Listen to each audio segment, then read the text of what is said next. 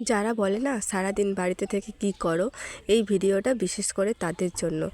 দেখো, সকাল থেকে একটা বাচ্চা যে একটা ঘরকে কতবার নোংরা করে সেটা একজন মা ছাড়া কেউ বলতে পারবে না। তো একটু চোখের আড়াল হয়েছে কি, ওর ওই চেয়ারের ওপরে ওঠে, দেখো ওর দাদার বইপত্র সব ফেলে দিচ্ছিলো, ওর বাবার ফাইল পর্যন্ত ফেলে দিচ্ছিলো। তো আমি এসে দেখি যে ও এই কাজ করছে। আমি বললাম যে তুই ফেলছিস কেন? তো ও আবার ফিল নিয়ে পরে ফেলতে যাচ্ছে। মানে খুব দুষ্টুমি করে, আর ও দুষ্টুমি না করলে তো আমার কোনো কাজই থাকবে না। তাই ওর ওই ছোটোখাটো দুষ্টুমিগুলো আমার খুব ভালো লাগে একবার করে। ও যখন বড় হয়ে যাবে তখন এই ভিডিওগুলো দেখবে। এই ভিডিওগুলো আমার ওই জন্যই করা, যে ও কতটা দুষ্টু ছিল। আমরা যখন বদমাইশি করেছি, দুষ্টুমি করেছি, তখনকার দিনে ফোন ছিল না, তাই আমার বাবা মারা রেকর্ড করে রাখতে পারেন না।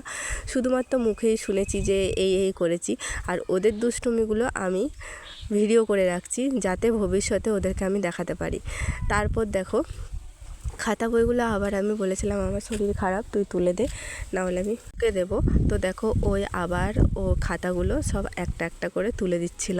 সেদিক থেকে আমার সোনা ছেলে, কেননা নিজে নোংরা করে নিজেই আবার পরিষ্কার করছে, কিন্তু সেটা বেশিক্ষণ নয়, একটুক্ষণ পরে আবার বন্ধ করে দেয়, আবার দেখো ফেলে দিচ্ছে।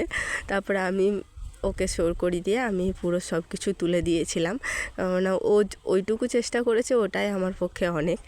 যারা বলে না যে তোমার দুটো ছেলে, তোমার খুব কষ্ট হবে, এরকম নানা কথা আমি শুনলাম আমার দুটো ছেলে হওয়ার পর, যে ছেলেরা কাজ করে না, মেয়ে হলে কাজ করবে, এটা একটা সম্পূর্ণ ভুল কথা। কারণ ছেলেদেরকে শেখানোটার দায়িত্ব মায়ের। মা যদি ছেলেদেরকে ঠিকমতো শেখাতে পারে তাহলে কিন্তু আমি মনে করি তারাও কিন্তু শিখবে, বা তারাও মেয়েদের মতো মাকে হেল্প করতে পারবে। তো দেখো বই খাতা তো নিয়ে হলো, তারপর এসছে রান্নাঘরে আলু ছল্লি করতে।